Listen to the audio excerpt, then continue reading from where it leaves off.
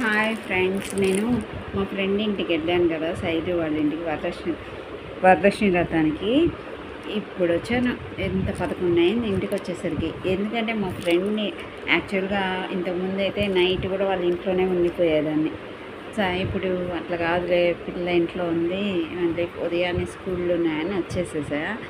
మా ఫ్రెండ్ చూడండి, నాకు ఎంత మంచి చీర పెట్టిందంటే కాంబినేషన్ భలే ఉంది, అసలు మస్తు ఉందన్నమాట. అసలు చూడండి, ఇలా ముక్కుడి కలరు వచ్చింది, బ్లౌజు ఇది వచ్చింది, పైట కూడా ఇలా వచ్చింది, పైట ఇలా వచ్చింది, మొత్తము ఇలా లోపల వచ్చింది. చాలా బాగుంది, అసలు భలే ఉంది, ఎదిగింటూ ఉంది చీర. మా లాసియా కడుగు దీని మీద పడి అమ్మ నాకు భలే ఉందమ్మా ఆంటీ పెట్టిన చీర, నా పైట పౌడర్ పెట్టి కాంట్రాస్ట్ కలర్లో భలే ఉంటుంది అన్నది. సరే, ఇంకా కూతురు అడిగింది కదా, కాదనలేం కదా, అందుకని నీ ఇష్టం అని చెప్పి అన్నా అనమాట. కానీ కలర్ అసలు అదిరిపోతుంది తెలుసా.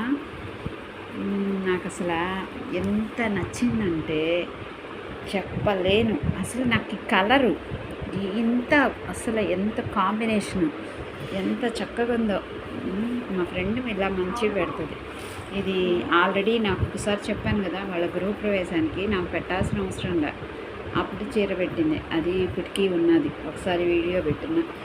మళ్ళీ ఇదిగోండి ఈ చీర మొన్న నవంబర్లో మ్యారేజ్ డేకి అన్ఎక్స్పెక్టెడ్గా వచ్చి తనే కేక్ ఇచ్చింది.